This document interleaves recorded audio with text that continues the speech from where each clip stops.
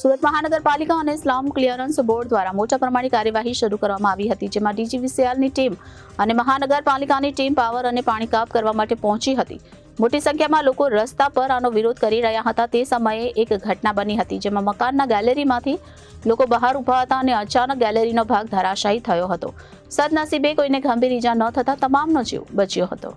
સુરત મહાનગરપાલિકા અને slum clearance board દ્વારા મોટા પ્રમાણે કાર્યવાહી શરૂ કરવામાં આવી હતી. સચિન કંસાર વિસ્તારમાં ગુજરાત હાઉસિંગ બોર્ડમાં કાર્યવાહી શરૂ કરવામાં આવી હતી. ડીજીવીસીએલની ટીમ અને મહાનગરપાલિકાની ટીમ પાવર અને પાણી કાપ કરવા માટે પહોંચી હતી, ત્યારે મોટી સંખ્યામાં લોકો રસ્તા પર ઉતરી તેનો વિરોધ કરી રહ્યા હતા.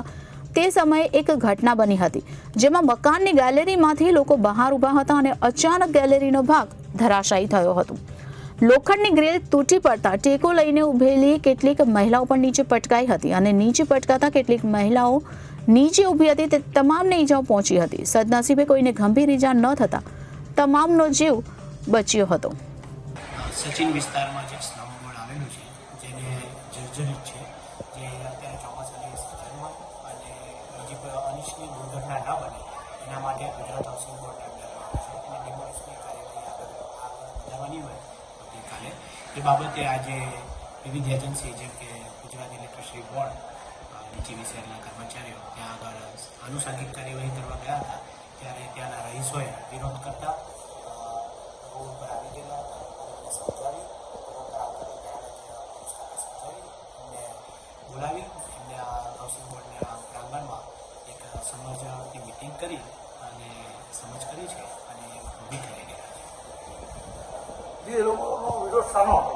એમનો વિરોધ એ હતો કે જે આ જર્જરિત મકાન છે એ ડિમોલિશ કરવાના છે, કારણ કે એનાથી કોઈ પણ દુર્ઘટના બની શકે, તંત્રનું એ કહેવું હતું.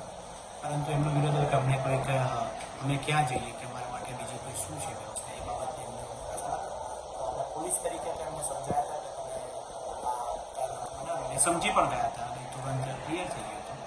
જી, પણ એ લોકોનો અમુક માંગણી એવી છે કે અમે લોકોને જો ખાલી કરાવે તો સરકાર કે પ્રશાસન સુરત મહાનગરપાલિકા કોઈ પણ ખાતા, સરકારી ખાતું અમને રહેવા માટે સગવડ આપે કે અમને ભાડું આપે એના માટે આપણા એ અમારા પરિવારની બહારનો પ્રશ્ન છે એટલે આપણે જે તે સંબંધ